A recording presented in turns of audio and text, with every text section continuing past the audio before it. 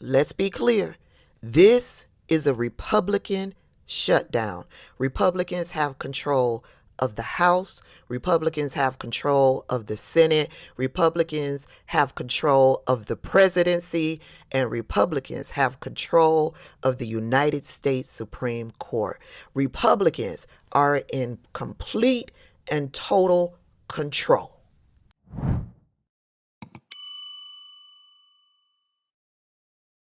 So therefore, if they wanted this government to stay open, then it would have stayed open. But you see, the Republicans were more wanting to cut Medicare and Medicaid. They were more wanting to provide more dollars to ICE to continue the cruel and unusual punishment against the Latino community, the immigrant community. The Republicans wanted to be able to take billions from Medicaid and Medicare so that they can provide tax cuts for the rich. That's what the Republicans wanted. They wanted to be able to give Donald Trump total and complete control. Now, granted, he still has it. He still has it, but he doesn't have it with the assistance of the Democrats. And for that, I say, finally, Democrats, thank you for standing firm for the American people. I want y'all to watch this video. He explains it a lot more eloquently than I ever could. My friends, this is not a normal government shutdown. Let me explain the stakes and how we got here. The Trump regime, along with Republicans, wanted to fund the government with a continuing resolution that would have kept existing funding levels the same. But if Democrats had accepted that deal, they would have effectively given approval to all of the terrible and wildly unpopular policies that Trump has pushed through since retaking office. That includes his funding cuts to public broadcasting and foreign aid programs.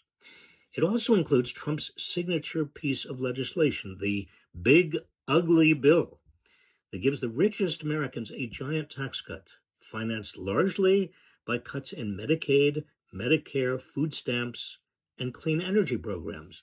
That Big Ugly Bill passed the Senate last July because it required only 51 Republican votes in a special rule called reconciliation. This time, Republicans needed Democratic votes to avoid a shutdown and to continue those big, ugly policies. They couldn't do it with just 51 votes. They needed more votes than that. Democrats, therefore, became suddenly important to them.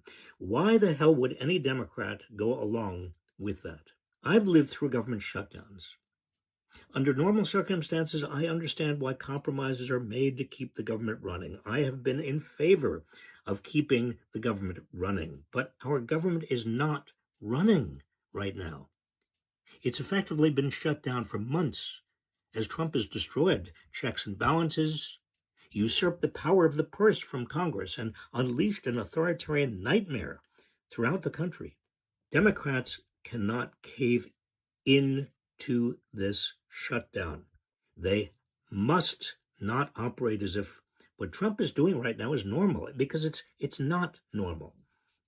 In the short term, Democrats have to use their leverage to restore funding to vital programs that millions of Americans rely on, like Medicaid and the Affordable Care Act. And in the long term, they've got to paint a bigger picture for the American people about the devastating realities of Trump's regime. This is an opportunity for Democrats to fight back, not capitulate. Please, if you agree, share this video. And the Democrats did not capitulate this time. They held their ground. The United States government shut down at 12:01 last night or early this morning. Now, there will be some people that will be hurting as a result of this shutdown. And for those of you that are hurting, I want to make sure that you put the blame at the feet of the people who are responsible. And that would be the Republican Party. Every last House Republican, every last Senate Republican, they are responsible. Donald Trump is responsible for this government shutdown. Point blank and period.